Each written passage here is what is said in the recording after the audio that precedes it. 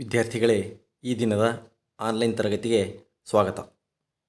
ನಾವು ಕಳೆದ ತರಗತಿಯಲ್ಲಿ ರಾಜ್ಯಶಾಸ್ತ್ರ ವಿಭಾಗದ ಮೊದಲನೇ ಅಧ್ಯಾಯ ನಮ್ಮ ಸಂವಿಧಾನ ಈ ಪಾಠಕ್ಕೆ ಸಂಬಂಧಪಟ್ಟಂತೆ ಸಂವಿಧಾನದ ರಚನೆ, ಸಂವಿಧಾನದ ಕರಡು ಸಮಿತಿ, ಸಂವಿಧಾನದ ಪ್ರಸ್ತಾವನೆ, ಸಂವಿಧಾನದ ಲಕ್ಷಣಗಳನ್ನು ಕುರಿತು ಅಧ್ಯಯನ ಮಾಡಿದ್ದೆವು. ಈಗ ಆ ಒಂದು ತರಗತಿಯ ಹಿನ್ನೋಟವನ್ನು ನೋಡೋಣ. ವಿದ್ಯಾರ್ಥಿಗಳೇ, ಭಾರತಕ್ಕೆ ಸ್ವಾತಂತ್ರ್ಯ ಸಿಕ್ಕಾಗ ಹಲವಾರು ಸಮಸ್ಯೆಗಳನ್ನು ಎದುರಿಸ್ತು. ಅವು ಯಾವುವು ಅಂದರೆ, ಪಾಕಿಸ್ತಾನದಿಂದ ವಲಸೆ ಬಂದಂತಹ ನಿರಾಶ್ರಿತರಿಗೆ ಪುನರ್ವಸತಿ ಕಲ್ಪಿಸುವುದು, ಸಂಸ್ಥಾನಗಳ ವಿಲೀನೀಕರಣ, ಕಾನೂನು ಸುವ್ಯವಸ್ಥೆಗೊಳಿಸುವುದು. ಎಲ್ಲ ಸವಾಲುಗಳನ್ನು ಭಾರತ ಸ್ವಾತಂತ್ರ್ಯ ಸಿಕ್ಕ ನಂತರ ಎದುರಿಸಬೇಕಾಯಿತು.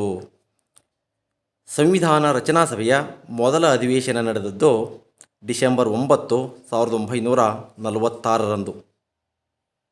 ಈ ಸಂವಿಧಾನ ರಚನಾ ಸಭೆಯ ಹಂಗಾಮಿ ಅಧ್ಯಕ್ಷರಾಗಿದ್ದಂಥವರು ಸಚ್ಚಿದಾನಂದ ಸಿನ್ಹಾ. ಸಂವಿಧಾನ ರಚನಾ ಸಭೆಯ ಖಾಯಂ ಅಧ್ಯಕ್ಷರು ಡಾಕ್ಟರ್ ಬಾಬು ರಾಜೇಂದ್ರ ಪ್ರಸಾದ್ ಮತ್ತು ಉಪಾಧ್ಯಕ್ಷರು ಟಿ ಕೃಷ್ಣಮಾಚಾರಿ. ಸಂವಿಧಾನ ಅಂದರೆ ಒಂದು ರಾಷ್ಟ್ರದ ಮೂಲಭೂತ ಕಾನೂನು. ಈ ಕಾನೂನು ಅಥವಾ ಸಂವಿಧಾನವು ಆಡಳಿತ ವ್ಯವಸ್ಥೆಗೆ ಚೌಕಟ್ಟನ್ನು ಒದಗಿಸುತ್ತದೆ.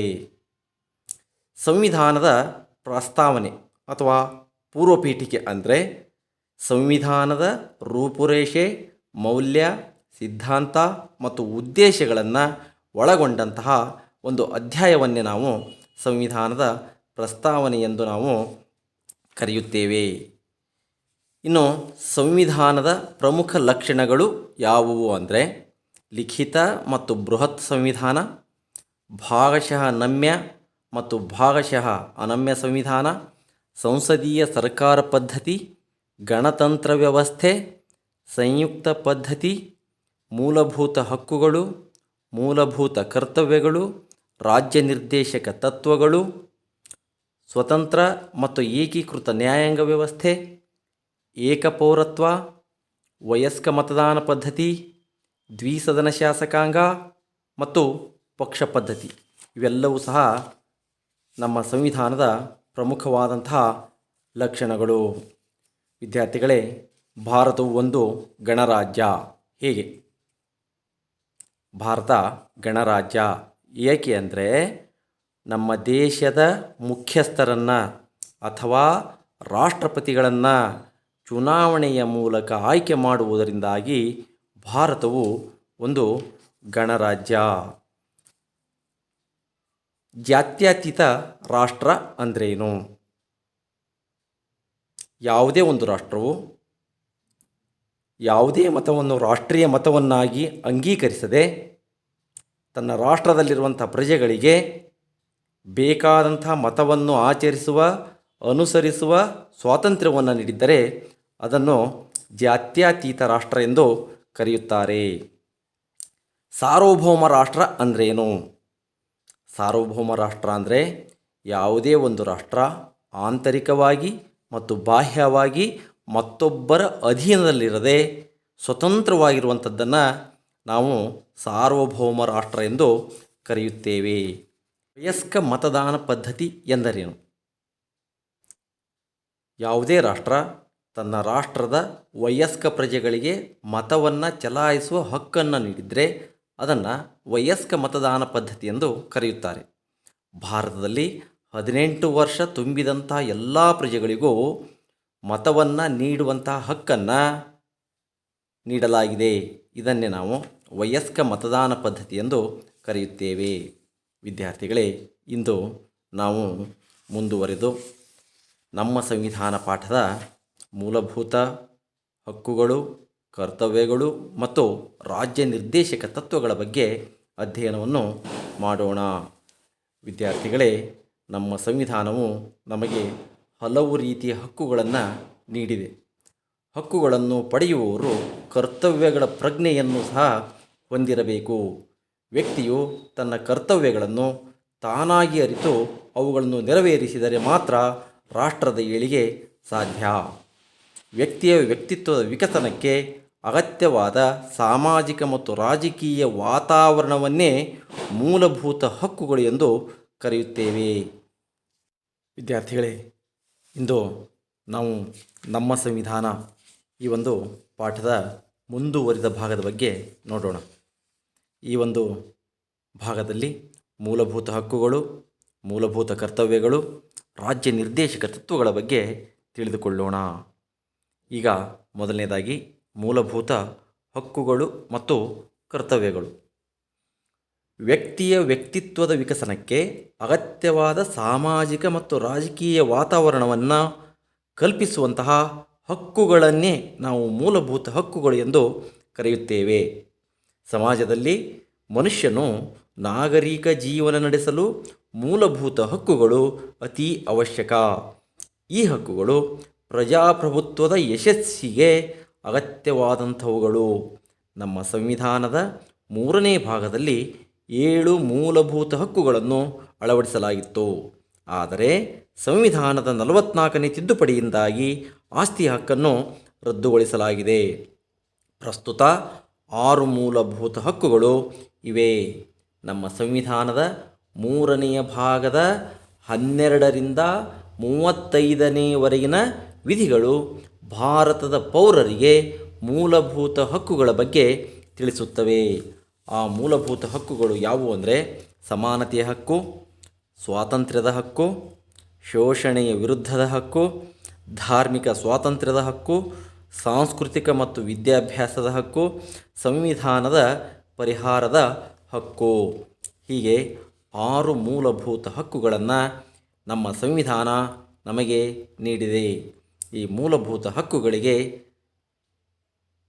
ನ್ಯಾಯಾಂಗದ ರಕ್ಷಣೆ ಇದೆ. ವಿದ್ಯಾರ್ಥಿಗಳೇ, ಈಗ ಮೊದಲನೇದಾಗಿ ಸಮಾನತೆಯ ಹಕ್ಕು. ಪ್ರಜಾಪ್ರಭುತ್ವದ ಯಶಸ್ಸಿಗೆ ಈ ಹಕ್ಕು ಅತಿ ಅಗತ್ಯವಾಗಿದ್ದು, ಶಾಸನಾತ್ಮಕವಾಗಿ, ಸಾಮಾಜಿಕವಾಗಿ, ಆರ್ಥಿಕವಾಗಿ ಸಮಾನತೆಯನ್ನು ಕಲ್ಪಿಸಿದ್ದಾರೆ. ಕಾನೂನಿನ ಮುಂದೆ ಎಲ್ಲರೂ ಸಮಾನರು. ಕಾನೂನಿಗಿಂತ ಯಾರೂ ಶ್ರೇಷ್ಠರಲ್ಲ. ಪ್ರತಿಯೊಬ್ಬರೂ ರಾಜ್ಯದ ಕಾನೂನಿಗೆ ಬದ್ಧರಾಗಿರಬೇಕು. ಜಾತಿ, ಧರ್ಮ, ಲಿಂಗ, ಜನ್ಮಸ್ಥಳಗಳ ಆಧಾರದ ಮೇಲೆ ಭೇದ ಭಾವ ಮಾಡಬಾರದು. ಸಾರ್ವಜನಿಕ ಸ್ಥಳಗಳು, ಹೋಟೆಲ್ಗಳು, ಅಂಗಡಿಗಳು, ಮನರಂಜನಾ ಸ್ಥಳಗಳು, ದೇವಾಲಯಗಳು ಮುಂತಾದಂತಹ ಸಾರ್ವಜನಿಕ ಸ್ಥಳಗಳಲ್ಲಿ ಯಾರೊಬ್ಬರಿಗೂ ಪ್ರವೇಶ ನಿರಾಕರಿಸಬಾರದು. ಸರ್ಕಾರಿ ಉದ್ಯೋಗ ಸೇರಲು ಪ್ರತಿಯೊಬ್ಬರಿಗೂ ಸಮಾನ ಅವಕಾಶ ದೊರಕಿಸಿದೆ. ಅಸ್ಪೃಶ್ಯತೆಯನ್ನು ಆಚರಿಸಬಾರದು. ಸಂವಿಧಾನದ 17ನೇ ವಿಧಿಯಂತೆ ಭಾರತದಲ್ಲಿ ಅಸ್ಪೃಶ್ಯತೆಯನ್ನು ರದ್ದು ಮಾಡಲಾಗಿದೆ. ಅಸ್ಪೃಶ್ಯತೆಯ ಆಚರಣೆ ಶಿಕ್ಷಾರ್ಹವಾದಂತಹ ಅಪರಾಧ. ಇನ್ನು ಎರಡನೆಯದಾಗಿ ಸ್ವಾತಂತ್ರ್ಯದ ಹಕ್ಕು. ಸಂವಿಧಾನದ 19ರಿಂದ 22ನೇ ವಿಧಿಗಳು ಈ ಸ್ವಾತಂತ್ರ್ಯದ ಹಕ್ಕುಗಳ ಬಗ್ಗೆ ತಿಳಿಸುತ್ತವೆ. ಮೂಲಭೂತ ಹಕ್ಕುಗಳಲ್ಲಿ ಸ್ವಾತಂತ್ರ್ಯದ ಹಕ್ಕು ಮಹತ್ವದ ಸ್ಥಾನವನ್ನು ಪಡೆದಿದೆ. ಈ ಹಕ್ಕಿನ ಅಡಿಯಲ್ಲಿ ಅನೇಕ ಹಕ್ಕುಗಳನ್ನು ಹಾಗೂ ರಕ್ಷಣೆಯನ್ನು ಪೌರರಿಗೆ ನೀಡಿದೆ. ವಾಕ್ ಸ್ವಾತಂತ್ರ್ಯ, ಸಭೆ ಸಮಾರಂಭಗಳನ್ನು ಏರ್ಪಡಿಸುವ ಸ್ವಾತಂತ್ರ್ಯ, ಸಂಘ ಸಂಸ್ಥೆಗಳ ಸ್ಥಾಪನೆಯ ಸ್ವಾತಂತ್ರ್ಯ, ಭಾರತದ ಯಾವ ಭಾಗದಲ್ಲಾದರೂ ಸಂಚರಿಸುವ ಮತ್ತು ವಾಸಿಸುವ ಸ್ವಾತಂತ್ರ್ಯ, ಯಾವುದೇ ವೃತ್ತಿಯನ್ನು ಕೈಗೊಳ್ಳುವ ಸ್ವಾತಂತ್ರ್ಯ, ಈ ಎಲ್ಲ ಸ್ವಾತಂತ್ರ್ಯಗಳನ್ನು ಹೊಂದಲು ಪೌರನಿಗೆ ಅವಕಾಶವನ್ನು ನೀಡಲಾಗಿದೆ. ಪೌರರಿಗೆ ಇದು ರಕ್ಷಣಾತ್ಮಕ ಹಕ್ಕಾಗಿದ್ದು, ಸಕಾರಣವಿಲ್ಲದೆ ವ್ಯಕ್ತಿಯನ್ನು ಬಂಧಿಸುವಂತಿಲ್ಲ ಮತ್ತು ರಾಜ್ಯ ಕಾನೂನನ್ನು ಮಾಡುವುದರ ಮೂಲಕ ವ್ಯಕ್ತಿಯ ಜೀವ ತೆಗೆಯುವ ಅಥವಾ ಸ್ವಾತಂತ್ರ್ಯವನ್ನು ಕಸಿದುಕೊಳ್ಳುವಂತಿಲ್ಲ. ಶೋಷಣೆಯ ವಿರುದ್ಧದ ಹಕ್ಕು. ಈ ಹಕ್ಕು ಶೋಷಣೆಯನ್ನು ತಡೆಯುವಂತಹ ಒಂದು ಗುರಿಯನ್ನು ಹೊಂದಿದೆ. ಶೋಷಣೆ ಒಂದು ಸಾಮಾಜಿಕ ಪಿಡುಗಾಗಿದೆ. ಈ ಪಿಡುಗನ್ನು ನಿರ್ಮೂಲನ ಮಾಡಲು ಶೋಷಣೆಯ ವಿರುದ್ಧದ ಹಕ್ಕನ್ನು ಸಂವಿಧಾನದಲ್ಲಿ ಅಳವಡಿಸಲಾಗಿದೆ. ರಾಜ್ಯವಾಗಲಿ ಯಾವುದೇ ವ್ಯಕ್ತಿಯಾಗಲಿ ದುರ್ಬಲರನ್ನು, ಬಡವರನ್ನು, ಮಹಿಳೆಯರನ್ನು, ಮಕ್ಕಳನ್ನು ಶೋಷಣೆ ಮಾಡುವಂತಿಲ್ಲ. ಭಿಕ್ಷಾಟನೆ, ದೇವದಾಸಿ ಪದ್ಧತಿ, ಸತಿ ಆಚರಣೆ, ಅನೈತಿಕ ಚಟುವಟಿಕೆ ಮತ್ತು ಬಲವಂತದ ದುಡಿಮೆಯನ್ನು ನಿಷೇಧಿಸಲಾಗಿದೆ. 14 ವರ್ಷಕ್ಕಿಂತ ಕಡಿಮೆ ವಯಸ್ಸಿನ ಮಕ್ಕಳನ್ನು ಕಾರ್ಖಾನೆ, ಗಣಿ ಅಥವಾ ಅಪಾಯಕಾರಿ ಕೆಲಸಗಳಿಗೆ ನೇಮಿಸಿಕೊಳ್ಳುವಂತಿಲ್ಲ. ಮಾನವ ಹಕ್ಕುಗಳ ರಕ್ಷಣೆಗಾಗಿ ವಿಶೇಷವಾದಂತಹ ಆಯೋಗವನ್ನು ಸಹ ರಚಿಸಲಾಗಿದೆ. ಧಾರ್ಮಿಕ ಸ್ವಾತಂತ್ರ್ಯದ ಹಕ್ಕು. ಭಾರತ ಜಾತ್ಯತೀತ ಅಥವಾ ಧರ್ಮ ನಿರಪೇಕ್ಷ ರಾಷ್ಟ್ರ. ಯಾವುದೇ ಧರ್ಮವನ್ನು ರಾಷ್ಟ್ರೀಯ ಧರ್ಮವನ್ನಾಗಿ ಅಂಗೀಕರಿಸಿಲ್ಲ. ಭಾರತದಲ್ಲಿರುವಂತಹ ಪೌರರು ತಮ್ಮ ಆತ್ಮಸಾಕ್ಷಿಗೆ ಅನುಗುಣವಾಗಿ ಯಾವುದೇ ಧರ್ಮವನ್ನು ಸ್ವೀಕರಿಸುವ, ಪಾಲಿಸುವ, ಪ್ರಚಾರ ಮಾಡುವ ಸ್ವಾತಂತ್ರ್ಯವನ್ನು ಪಡೆದಿದ್ದಾರೆ. ಧಾರ್ಮಿಕ ಸಂಸ್ಥೆಗಳ ನಿರ್ವಹಣೆಗಾಗಿ ತೆರಿಗೆ ಕೊಡಬೇಕೆಂದು ಒತ್ತಾಯಿಸುವಂತಿಲ್ಲ. ಧಾರ್ಮಿಕ ಸಂಸ್ಥೆಗಳನ್ನು ರಾಜಕೀಯ ಉದ್ದೇಶಗಳಿಗೆ ಬಳಸಿಕೊಳ್ಳುವಂತಿಲ್ಲ. ಸಾಂಸ್ಕೃತಿಕ ಮತ್ತು ವಿದ್ಯಾಭ್ಯಾಸದ ಹಕ್ಕು. ಎಲ್ಲ ರೀತಿಯ ಸಾಂಸ್ಕೃತಿಕ ಹಾಗೂ ಶೈಕ್ಷಣಿಕ ಚಟುವಟಿಕೆಗಳಿಗೆ ಈ ಹಕ್ಕು ಅವಕಾಶವನ್ನು ನೀಡಿದೆ. ದೇಶದಲ್ಲಿ ವಾಸಿಸುವ ಪೌರರು ತಮ್ಮದೇ ಆದ ಭಾಷೆ, ಲಿಪಿ, ಸಂಸ್ಕೃತಿಯನ್ನು ಹೊಂದಿದ್ದಾರೆ. ಇವುಗಳ ರಕ್ಷಣೆ ರಾಜ್ಯದ್ದಾಗಿರುತ್ತದೆ. ಧಾರ್ಮಿಕ, ಭಾಷಾ, ಅಲ್ಪಸಂಖ್ಯಾತರ ಹಿತಾಸಕ್ತಿಗಳನ್ನು ರಕ್ಷಿಸುವ ಉದ್ದೇಶದಿಂದ ಈ ಹಕ್ಕನ್ನು ಸಂವಿಧಾನದಲ್ಲಿ ಅಳವಡಿಸಲಾಗಿದೆ. ಅಲ್ಪಸಂಖ್ಯಾತರ ಸಂಸ್ಥೆಗಳು ಮತ್ತು ರಾಜ್ಯದ ಧನಸಹಾಯ ಪಡೆದು ನಡೆಸುವ ವಿದ್ಯಾಸಂಸ್ಥೆಗಳಲ್ಲಿ ಯಾರಿಗೇ ಆಗಲಿ ಪ್ರವೇಶವನ್ನು ನಿರಾಕರಿಸುವಂತಿಲ್ಲ. ಪ್ರತಿಯೊಂದು ಪಂಗಡದವರು ತಮ್ಮದೇ ಆದಂತಹ ಭಾಷೆ, ಲಿಪಿ, ಸಂಸ್ಕೃತಿಯನ್ನು ರಕ್ಷಿಸಿ ಬೆಳೆಸಿಕೊಳ್ಳಲು ಈ ಹಕ್ಕು ಅನುವು ಮಾಡಿಕೊಟ್ಟಿದೆ. ಸಂವಿಧಾನದ ಪರಿಹಾರದ ಹಕ್ಕು. ಪೌರನ ಹಕ್ಕುಗಳ ರಕ್ಷಣೆ ಸಂವಿಧಾನದ ಪರಿಹಾರದ ಹಕ್ಕಿನ ಮೂಲಕ ಆಗುತ್ತದೆ. ಸರ್ಕಾರದಿಂದ ವ್ಯಕ್ತಿಯ ಮೂಲಭೂತ ಹಕ್ಕಿಗೆ ಚ್ಯುತಿ ಬಂದರೆ ವ್ಯಕ್ತಿಯು ನ್ಯಾಯಾಲಯದಿಂದ ಪರಿಹಾರವನ್ನು ಪಡೆಯಬಹುದು. ಮೂಲಭೂತ ಹಕ್ಕುಗಳ ರಕ್ಷಣೆಗಾಗಿ ಸಂವಿಧಾನದ 32ನೇ ವಿಧಿಯಲ್ಲಿ ಅವಕಾಶ ಮಾಡಿಕೊಡಲಾಗಿದೆ. ಸಂವಿಧಾನದಲ್ಲಿ ಇದೊಂದು ವಿಶೇಷವಾದ ಲಕ್ಷಣವಾಗಿದೆ. ಆದುದರಿಂದ BR ಅಂಬೇಡ್ಕರ್ ರವರು ಈ ಹಕ್ಕನ್ನು ಸಂವಿಧಾನದ ಆತ್ಮ ಮತ್ತು ಹೃದಯವಿದ್ದಂತೆ ಎಂದು ಕರೆದಿದ್ದಾರೆ. ಮೂಲಭೂತ ಹಕ್ಕುಗಳಿಗೆ ಯಾವುದೇ ವ್ಯಕ್ತಿಯಿಂದಾಗಲಿ, ರಾಜ್ಯ ಅಥವಾ ಕೇಂದ್ರ ಸರ್ಕಾರದಿಂದಾಗಲಿ ಧಕ್ಕೆ ಉಂಟಾದರೆ ರಕ್ಷಣೆಗಾಗಿ ನೇರವಾಗಿ ಸುಪ್ರೀಂ ಕೋರ್ಟ್ಗೆ ಅರ್ಜಿ ಸಲ್ಲಿಸಬಹುದು. ಆದುದರಿಂದ ಸರ್ವೋಚ್ಚ ನ್ಯಾಯಾಲಯವನ್ನು ಮೂಲಭೂತ ಹಕ್ಕುಗಳ ರಕ್ಷಕ ಎಂದು ಕರೆಯಲಾಗಿದೆ. ವಿಧಿ 226 ಅನ್ವಯ ಉಚ್ಚ ನ್ಯಾಯಾಲಯಗಳು ಸಹ ಹಕ್ಕುಗಳ ರಕ್ಷಣೆಗಾಗಿ ಕೆಲವು ರಿಟ್ ಅರ್ಜಿಗಳನ್ನು ಹೊರಡಿಸುವ ಅಧಿಕಾರವನ್ನು ಹೊಂದಿರುತ್ತವೆ. ಆ ರಿಟ್ ಅರ್ಜಿಗಳು ಯಾವುವು ಅಂದರೆ ಬಂಧಿ ಪ್ರತ್ಯಕ್ಷೀಕರಣ, ಪರಮಾದೇಶ, ಪ್ರತಿಬಂಧಕಾಜ್ಞೆ, ಉತ್ಪ್ರೇಕ್ಷಣಾ ಲೇಖ, ಅಧಿಕಾರ ಲೇಖ. ಈಗ ಮೊದಲನೇದಾಗಿ ಬಂಧಿ ಪ್ರತ್ಯಕ್ಷೀಕರಣ. ಸರ್ವೋಚ್ಚ ನ್ಯಾಯಾಲಯ ಮತ್ತು ಉಚ್ಚ ನ್ಯಾಯಾಲಯಗಳು ಅಕ್ರಮವಾಗಿ ಬಂಧಿತವಾದ ವ್ಯಕ್ತಿಯನ್ನು ತನ್ನ ಮುಂದೆ ನಿಗದಿತ ಅವಧಿಯ ಒಳಗೆ ಹಾಜರುಪಡಿಸುವಂತೆ ನೀಡುವ ಆಜ್ಞೆಯೇ ಬಂಧಿ ಪ್ರತ್ಯಕ್ಷೀಕರಣ. ಇದು ವ್ಯಕ್ತಿ ಸ್ವಾತಂತ್ರ್ಯವನ್ನು ರಕ್ಷಿಸುತ್ತದೆ. ಪರಮಾದೇಶ ಶಾಸಕಾಂಗ, ಕಾರ್ಯಾಂಗ ಅಥವಾ ಇವುಗಳ ಅಧೀನ ಸಂಸ್ಥೆಗಳು ನಿರ್ವಹಿಸಬೇಕಾದ ಕಾರ್ಯಗಳನ್ನು ನಿರ್ವಹಿಸದೇ ಇದ್ದಾಗ ಸಂಬಂಧಪಟ್ಟ ಕಾರ್ಯಗಳನ್ನು ನಿಗದಿತ ಅವಧಿಯೊಳಗೆ ನಿರ್ವಹಿಸುವಂತೆ ಸರ್ವೋಚ್ಚ ನ್ಯಾಯಾಲಯ ಅಥವಾ ಉಚ್ಚ ನ್ಯಾಯಾಲಯ ನೀಡುವ ಆಜ್ಞೆಯೇ ಪರಮಾದೇಶ. ಈ ಆಜ್ಞೆಯನ್ನು ಖಾಸಗಿ ವ್ಯಕ್ತಿಗಳು, ರಾಜ್ಯಪಾಲರು ಮತ್ತು ರಾಷ್ಟ್ರಾಧ್ಯಕ್ಷರ ವಿರುದ್ಧ ಹೊರಡಿಸಲು ಬರುವುದಿಲ್ಲ. ಇನ್ನು ಮೂರನೆಯದಾಗಿ ಪ್ರತಿಬಂಧಕಾಜ್ಞೆ.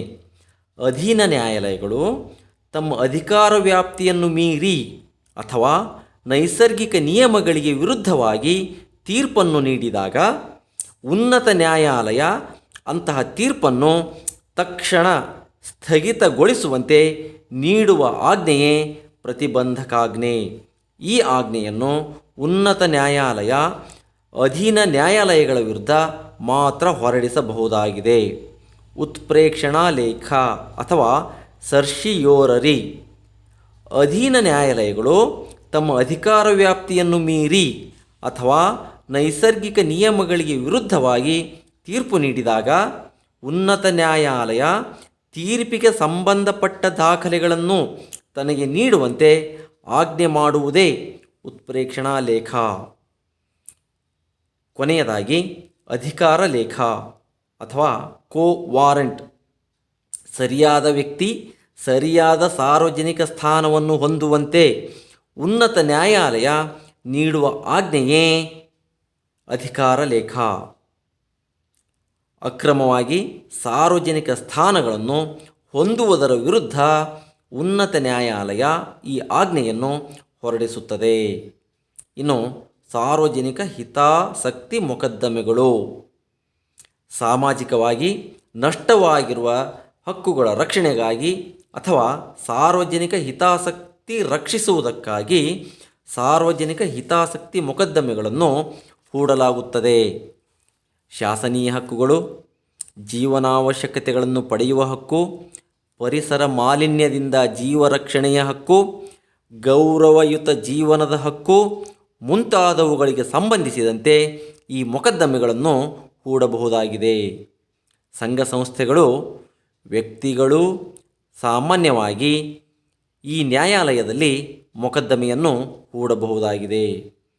ಇತ್ತೀಚೆಗೆ ಮಾಹಿತಿಯ ಆಧಾರದ ಮೇಲೆ ನ್ಯಾಯಾಲಯಗಳೇ ಸ್ವಯಂ ಪ್ರೇರಿತವಾಗಿ ಸಾರ್ವಜನಿಕ ಹಿತಾಸಕ್ತಿ ಮೊಕದ್ದಮೆಗಳನ್ನು ದಾಖಲಿಸಿಕೊಳ್ಳುತ್ತಿರುವುದನ್ನು ಗಮನಿಸಬಹುದಾಗಿದೆ. ಮೂಲಭೂತ ಕರ್ತವ್ಯಗಳು. ಹಕ್ಕು ಮತ್ತು ಕರ್ತವ್ಯಗಳು ಒಂದೇ ನಾಣ್ಯದ ಎರಡು ಮುಖಗಳು.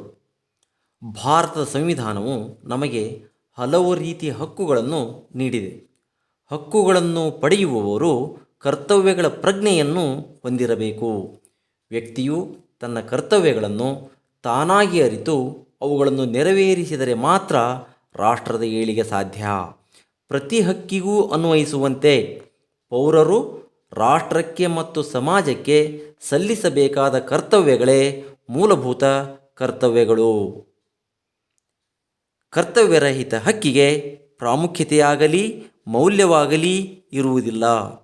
ಸಂವಿಧಾನಕ್ಕೆ 1976ರಲ್ಲಿ 42ನೇ ತಿದ್ದುಪಡಿ ಮಾಡಿ 4A ಭಾಗ 51A ವಿಧಿಯಲ್ಲಿ 10 ಮೂಲಭೂತ ಕರ್ತವ್ಯಗಳನ್ನು ಸೇರಿಸಲಾಯಿತು.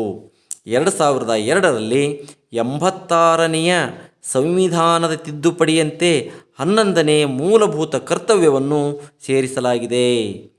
ಆ ಮೂಲಭೂತ ಕರ್ತವ್ಯಗಳು ಈ ರೀತಿಯಾಗಿವೆ. ಮೊದಲನೇದಾಗಿ ನಮ್ಮ ಸಂವಿಧಾನ, ರಾಷ್ಟ್ರಧ್ವಜ ಮತ್ತು ರಾಷ್ಟ್ರಗೀತೆಯನ್ನು ಗೌರವಿಸುವುದು. ಎರಡನೆಯದು ಸ್ವಾತಂತ್ರ್ಯ ಚಳುವಳಿಯ ಸ್ಫೂರ್ತಿದಾಯಕ ಆದರ್ಶ ತತ್ವಗಳನ್ನು ಪಾಲಿಸುವುದು. ಮೂರನೆಯದು ಭಾರತದ ಸಾರ್ವಭೌಮತೆ, ಏಕತೆ, ಸಮಗ್ರತೆಯನ್ನು ಕಾಪಾಡುವುದು ಮತ್ತು ರಕ್ಷಿಸುವುದು. ನಾಲ್ಕನೆಯದು ಅಗತ್ಯ ಬಂದಾಗ ರಾಷ್ಟ್ರವನ್ನು ರಕ್ಷಿಸಿ ದೇಶ ಸೇವೆ ಮಾಡಬೇಕು. ಐದನೆಯದು ಭಾರತೀಯರಲ್ಲಿ ಸಾಮರಸ್ಯ ಮತ್ತು ಸಹೋದರತ್ವ ಭಾವನೆಯನ್ನು ಬೆಳೆಸಬೇಕು ಮತ್ತು ಮಹಿಳೆಯರ ಗೌರವಕ್ಕೆ ಭಂಗ ತರುವ ಆಚರಣೆಗಳನ್ನು ತ್ಯಜಿಸಬೇಕು. ಆರನೆಯದು ನಮ್ಮ ಸಂಘಟಿತ ಸಂಸ್ಕೃತಿಯ ಪರಂಪರೆಯನ್ನು ಗೌರವಿಸಿ ರಕ್ಷಿಸಬೇಕು.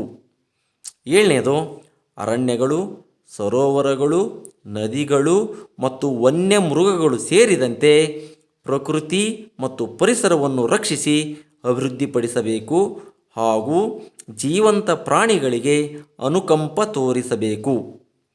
8ನೆಯದು ವೈಜ್ಞಾನಿಕ ಹಾಗೂ ಮಾನವೀಯತೆಯ ಗುಣಗಳ ವಿಚಾರಣಾ ಹಾಗೂ ಸುಧಾರಣಾ ಭಾವನೆಯನ್ನು ಬೆಳೆಸಿಕೊಳ್ಳಬೇಕು. 9ನೆಯದು ಸಾರ್ವಜನಿಕ ಆಸ್ತಿಯನ್ನು ರಕ್ಷಿಸಬೇಕು ಮತ್ತು ಅಹಿಂಸಾ ಮಾರ್ಗವನ್ನು ತ್ಯಜಿಸಬೇಕು. 10ನೆಯದು ವೈಯಕ್ತಿಕ ಹಾಗೂ ಸಾಮೂಹಿಕ ಚಟುವಟಿಕೆಯಲ್ಲಿ ಪ್ರಾವೀಣ್ಯತೆಯನ್ನು ಪ್ರದರ್ಶಿಸಿ ರಾಷ್ಟ್ರದ ಪ್ರಗತಿಗೆ ಶ್ರಮಿಸಬೇಕು. ತಂದೆ, ತಾಯಿ ಅಥವಾ ಪೋಷಕರು 6 ವರ್ಷದಿಂದ 14 ವರ್ಷದವರೆಗೆ ತನ್ನ ಮಗುವಿಗೆ ಶಿಕ್ಷಣಕ್ಕೆ ಅವಕಾಶವನ್ನು ಕಲ್ಪಿಸಿಕೊಡಬೇಕು. ಮೂಲಭೂತ ಹಕ್ಕುಗಳಿಗಿರುವಂತೆ ಕರ್ತವ್ಯಗಳಿಗೆ ನ್ಯಾಯಾಲಯದ ರಕ್ಷಣೆ ಇರುವುದಿಲ್ಲ. ಕರ್ತವ್ಯಗಳನ್ನು ಉಲ್ಲಂಘಿಸಿದವರಿಗೆ ಸಾಮಾನ್ಯ ಕಾನೂನಿನ ಅನ್ವಯ ಶಿಕ್ಷೆ ವಿಧಿಸಲಾಗುತ್ತದೆ. ರಾಜ್ಯ ನಿರ್ದೇಶಕ ತತ್ವಗಳು. ಈ ತತ್ವಗಳನ್ನು ಜನತೆಯ ಆರ್ಥಿಕ, ಸಾಮಾಜಿಕ, ಬೌದ್ಧಿಕ ಮತ್ತು ಸಾಂಸ್ಕೃತಿಕ ಜೀವನದ ವಿಕಾಸಕ್ಕೆ ಸಂವಿಧಾನವು ಕೇಂದ್ರ ಮತ್ತು ರಾಜ್ಯ ಸರ್ಕಾರಗಳಿಗೆ ನೀಡಿದಂತಹ ಮಾರ್ಗದರ್ಶಿ ಸೂತ್ರಗಳು. ಸುಖಿ ರಾಜ್ಯದ ಕಲ್ಪನೆಯಿಂದ ರಾಜ್ಯ ನಿರ್ದೇಶಕ ತತ್ವಗಳನ್ನು ಸಂವಿಧಾನದಲ್ಲಿ ಅಳವಡಿಸಲಾಗಿದೆ. ಸಂವಿಧಾನದ 4ನೇ ಭಾಗದಲ್ಲಿ 36ರಿಂದ 51ನೇ ವಿಧಿಗಳ ಅಡಿಯಲ್ಲಿ ರಾಜ್ಯ ನಿರ್ದೇಶಕ ತತ್ವಗಳ ಬಗ್ಗೆ ತಿಳಿಸಲಾಗಿದೆ. ಈ ತತ್ವಗಳು ರಾಜ್ಯ ನಿರ್ವಹಿಸಬೇಕಾಗಿರುವ ಕಾರ್ಯಕ್ರಮಗಳ ಮಾರ್ಗಸೂಚಿ. ನಮ್ಮ ಸಂವಿಧಾನದ ರಚನಾಕಾರರು ಐರಿಷ್ ಸಂವಿಧಾನದಿಂದ ಪ್ರಭಾವಿತರಾಗಿ ರಾಜ್ಯ ನಿರ್ದೇಶಕ ತತ್ವಗಳನ್ನು ಸಂವಿಧಾನದಲ್ಲಿ ಅಳವಡಿಸಿದ್ದಾರೆ. ರಾಜ್ಯ ನಿರ್ದೇಶಕ ತತ್ವಗಳು ಕೇಂದ್ರ ಮತ್ತು ರಾಜ್ಯಗಳಿಗೆ ನಿರ್ದೇಶನ ಸ್ವರೂಪದಲ್ಲಿವೆ. ಸರ್ಕಾರವು ಪ್ರಜೆಗಳಿಗೆ ಆರ್ಥಿಕ, ಸಾಮಾಜಿಕ, ರಾಜಕೀಯ ನ್ಯಾಯ ದೊರಕಿಸಿಕೊಡುವ ಉದ್ದೇಶವನ್ನು ಹೊಂದಿದೆ. ಆದರೆ ಇವುಗಳು ನೈತಿಕ ತಳಹದಿಯ ಮೇಲೆ ನಿಂತಿದ್ದು, ಸರ್ಕಾರ ಇವುಗಳನ್ನು ಕಾರ್ಯಗತಗೊಳಿಸದಿದ್ದರೆ ನ್ಯಾಯಾಲಯದಲ್ಲಿ ಪ್ರಶ್ನಿಸುವಂತಿಲ್ಲ. ಈ ತತ್ವಗಳು ಸಮಾಜವಾದಿ, ಉದಾರವಾದಿ ಮತ್ತು ಗಾಂಧೀಜಿಯವರ ಆದರ್ಶಗಳನ್ನು ಆಧರಿಸಿ ರೂಪುಗೊಂಡಿವೆ. ಯಾವುದೇ ಪಕ್ಷವಾಗಲಿ ವ್ಯಕ್ತಿಯಾಗಲಿ ಅಧಿಕಾರಕ್ಕೆ ಬಂದರೂ ಈ ತತ್ವಗಳನ್ನು ಗಮನದಲ್ಲಿಟ್ಟುಕೊಂಡು ಆಡಳಿತ ನಡೆಸಬೇಕು. ಆದ್ದರಿಂದ ಇವುಗಳನ್ನು ಮಾರ್ಗದರ್ಶಿ ಸೂಚಿ ತತ್ವಗಳೆಂದು ಕರೆಯುತ್ತಾರೆ. ಅವು ಯಾವುವು ಅಂದರೆ, ಮೊದಲನೇದಾಗಿ ಎಲ್ಲ ಪೌರರಿಗೂ ತಮ್ಮ ಜೀವನೋಪಾಯಕ್ಕೆ ಬೇಕಾದ ಸೌಲಭ್ಯಗಳನ್ನು ಒದಗಿಸುವುದು, ಸಮುದಾಯದಲ್ಲಿನ ಸಂಪತ್ತು ಮತ್ತು ಉತ್ಪಾದನಾ ಸಾಧನಗಳು ಕೆಲವೇ ಜನರ ಸ್ವತ್ತಾಗದಂತೆ ತಡೆಗಟ್ಟುವುದು, ಸ್ತ್ರೀ ಮತ್ತು ಪುರುಷರೆಲ್ಲರಿಗೂ ಸಮಾನ ಕೆಲಸಕ್ಕೆ ಸಮಾನ ವೇತನ ನೀಡುವುದು, ಕಾರ್ಮಿಕರ ಯೋಗಕ್ಷೇಮವನ್ನು ರಕ್ಷಿಸುವುದು, ವೃದ್ಧರು, ರೋಗಿಗಳು, ದುರ್ಬಲ ವರ್ಗದವರು ಮತ್ತು ಅಸಮರ್ಥರಿಗೆ ಸಹಾಯಧನ ನೀಡುವುದು, ದೇಶಾದ್ಯಂತ ಏಕರೂಪದ ನಾಗರಿಕ ಕಾನೂನನ್ನು ಜಾರಿಗೆ ತರುವುದು, 6 ವರ್ಷದವರೆಗಿನ ಎಲ್ಲ ಮಕ್ಕಳಿಗೆ ಬಾಲ್ಯ ಪೋಷಣೆ ಮತ್ತು ಶಾಲಾ ಪೂರ್ವ ಶಿಕ್ಷಣವನ್ನು ಕೊಡಲು ರಾಜ್ಯ ಪ್ರಯತ್ನಿಸಬೇಕು, ಐತಿಹಾಸಿಕ ಸ್ಮಾರಕಗಳು ಮತ್ತು ಸ್ಥಳಗಳನ್ನು ರಕ್ಷಿಸುವುದು, ನ್ಯಾಯಾಂಗವನ್ನು ಕಾರ್ಯಾಂಗದಿಂದ ಪ್ರತ್ಯೇಕಿಸುವುದು, ಅಂತಾರಾಷ್ಟ್ರೀಯ ಶಾಂತಿಯುತ ವಿದೇಶಿ ನೀತಿಯನ್ನು ಪಾಲಿಸುವುದು, ಭದ್ರತೆ ಕಾಪಾಡಿ ವಿಶ್ವ ಕಾನೂನನ್ನು ಗೌರವಿಸುವುದು, ಗ್ರಾಮ ಪಂಚಾಯಿತಿಗಳನ್ನು ಸ್ಥಾಪಿಸುವುದು, ಗ್ರಾಮೀಣ ಹಾಗೂ ಗುಡಿ ಕೈಗಾರಿಕೆಗಳನ್ನು ಪ್ರೋತ್ಸಾಹಿಸುವುದು, ಕೃಷಿ ಹಾಗೂ ಪಶುಸಂಗೋಪನೆಯನ್ನು ವೈಜ್ಞಾನಿಕವಾಗಿ ಅಭಿವೃದ್ಧಿಪಡಿಸುವುದು, ಪಾನ ನಿಷೇಧವನ್ನು ಜಾರಿಗೆ ತರುವುದು, ವೈಜ್ಞಾನಿಕ ಆಧಾರದ ಮೇಲೆ ಬೇಸಾಯವನ್ನು ಅಭಿವೃದ್ಧಿಗೊಳಿಸುವುದು. ಇವೆಲ್ಲವೂ ಸರ್ಕಾರಕ್ಕೆ ನೀಡಿದಂತಹ ಮಾರ್ಗದರ್ಶಿ ಸೂಚಿ ತತ್ವಗಳು. ರಾಜ್ಯ ನಿರ್ದೇಶಕ ತತ್ವಗಳು ಅತ್ಯಂತ ಪ್ರಮುಖವಾಗಿದ್ದು, ಎಲ್ಲರ ಸುಖವನ್ನು ಸಾಧಿಸುವುದೇ ಇವುಗಳ ಗುರಿಯಾಗಿದೆ. ಮೂಲಭೂತ ಹಕ್ಕು ವ್ಯಕ್ತಿಗೆ ಸಂಬಂಧಿಸಿದ್ದರೆ ರಾಜ್ಯ ನಿರ್ದೇಶಕ ತತ್ವಗಳು ಸಮುದಾಯಕ್ಕೆ ಸಂಬಂಧಿಸಿವೆ. ಕೇಂದ್ರ ಮತ್ತು ರಾಜ್ಯ ಸರ್ಕಾರಗಳು ಈ ಎಲ್ಲ ತತ್ವಗಳನ್ನು ಜಾರಿಗೆ ತರುವ ಪ್ರಯತ್ನವನ್ನು ಮಾಡುತ್ತಿವೆ. ಭಾರತದ ಸರ್ವಾಂಗೀಣ ಅಭಿವೃದ್ಧಿಗೆ ಈ ತತ್ವಗಳು ದಿಕ್ಸೂಚಿಯಾಗಿವೆ. ವಿದ್ಯಾರ್ಥಿಗಳೇ, ಇಲ್ಲಿವರೆಗೂ ನೀವು ನಮ್ಮ ಸಂವಿಧಾನ ಈ ಒಂದು ಪಾಠದಲ್ಲಿ ಸಂವಿಧಾನ ಅಂದ್ರೇನು, ಸಂವಿಧಾನ ರಚನಾ ಸಭೆ, ಕರಡು ರಚನಾ ಸಮಿತಿ, ಸಂವಿಧಾನದ ರಚನೆ, ಸಂವಿಧಾನದ ಪ್ರಸ್ತಾವನೆ ಅಥವಾ ಪೂರ್ವಪೀಠಿಕೆ, ಭಾರತ ಸಂವಿಧಾನದ ಪ್ರಮುಖ ಲಕ್ಷಣಗಳು, ಮೂಲಭೂತ ಹಕ್ಕುಗಳು ಮತ್ತು ಕರ್ತವ್ಯಗಳು ಇವೆಲ್ಲವುಗಳ ಬಗ್ಗೆ ತಿಳಿದುಕೊಂಡ್ರೆ ಈಗ ಈ ಪಾಠಕ್ಕೆ ಸಂಬಂಧಪಟ್ಟಂತೆ ಗೃಹ ಪಾಠವನ್ನು ನೀಡ್ತಾ ಇದ್ದೀನಿ. ನಿಮ್ಮ ಪಠ್ಯಪುಸ್ತಕದ 53 ಮತ್ತು 54ನೇ ಪುಟದಲ್ಲಿರುವಂತಹ ಖಾಲಿ ಬಿಟ್ಟ ಸ್ಥಳಗಳನ್ನು ಸೂಕ್ತ ಪದಗಳಿಂದ ಭರ್ತಿ ಮಾಡಿರಿ. ಮೊದಲನೇ ಪ್ರಶ್ನೆ, ರಾಜ್ಯವನ್ನಾಳುವ ಮೂಲ ಕಾನೂನೇ ಡ್ಯಾಶ್. ಎರಡನೆಯ ಪ್ರಶ್ನೆ, ನೂತನ ಸಂವಿಧಾನ ರಚನಾ ಸಭೆ ಡ್ಯಾಶ್ರಂದು ನಡೆಯಿತು.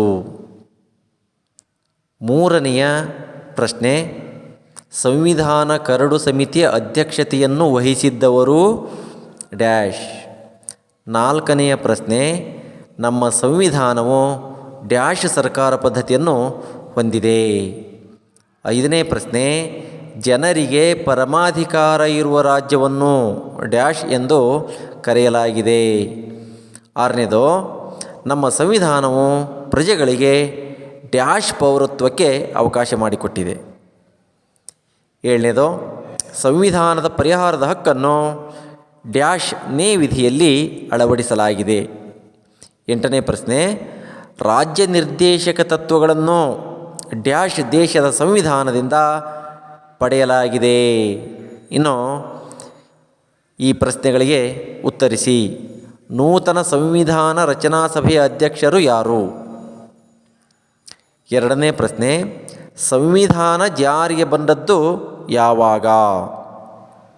ಮೂರನೆಯ ಪ್ರಶ್ನೆ, ಭಾರತ ಸಂವಿಧಾನದ ಪ್ರಸ್ತಾವನೆ ಏನನ್ನು ಒಳಗೊಂಡಿದೆ? ನಾಲ್ಕನೇ ಪ್ರಶ್ನೆ, ಮತನಿರಪೇಕ್ಷತೆ ಎಂದರೇನು? ಐದನೆಯದು, ನಮ್ಮ ಸಂವಿಧಾನದ ಪ್ರಮುಖ ಲಕ್ಷಣಗಳನ್ನು ವಿವರಿಸಿ.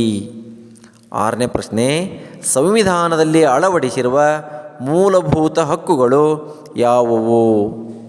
ಏಳನೇ ಪ್ರಶ್ನೆ, ಮೂಲಭೂತ ಕರ್ತವ್ಯಗಳನ್ನು ಬರೆಯಿರಿ.